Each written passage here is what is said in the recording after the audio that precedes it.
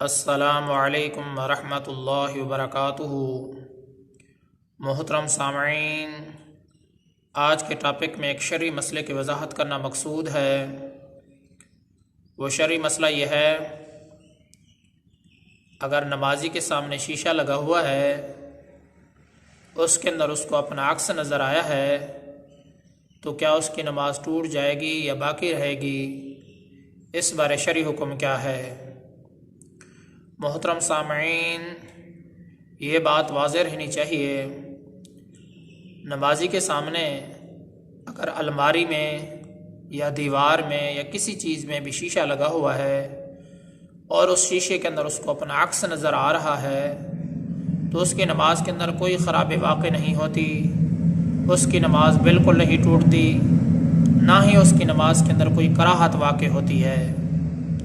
اس لیے اس بات کا بالکل اندیشہ نہیں رکھنا چاہیے کہ ہماری نماز ٹوٹ گئی ہے تو آپ کی نماز میں کوئی خرابی واقع نہیں ہوگی اور نہ ہی کراہت پیدا ہوگی۔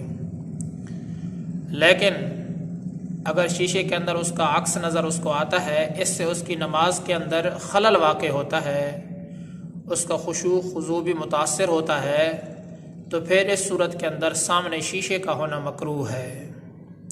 محترم سامعین، مسئلے کا خلاصہ یہ ہے، اگر نمازی کو نماز کے اندر شیشے میں اپنا عکس نظر آتا ہے تو اس کی نماز بالکل نہیں ٹوٹتی ہے اور نہ ہی اس کے اندر کوئی خرابی واقع ہوتی ہے اور نہ ہی کوئی کراہت پیدا ہوتی ہے۔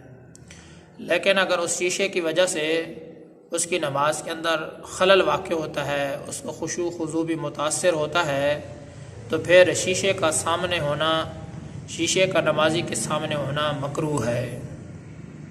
اللہ تبارک و تعالیٰ سے دعا ہے کہ اللہ تعالیٰ مجھے بھی اور تمام مسلمانوں کو صحیح معنی میں ہدایت عطا فرمائے۔ میں آپ سب کی دعاؤں کا طلبگار ہوں۔ محمد ثناء اللہ فاروق۔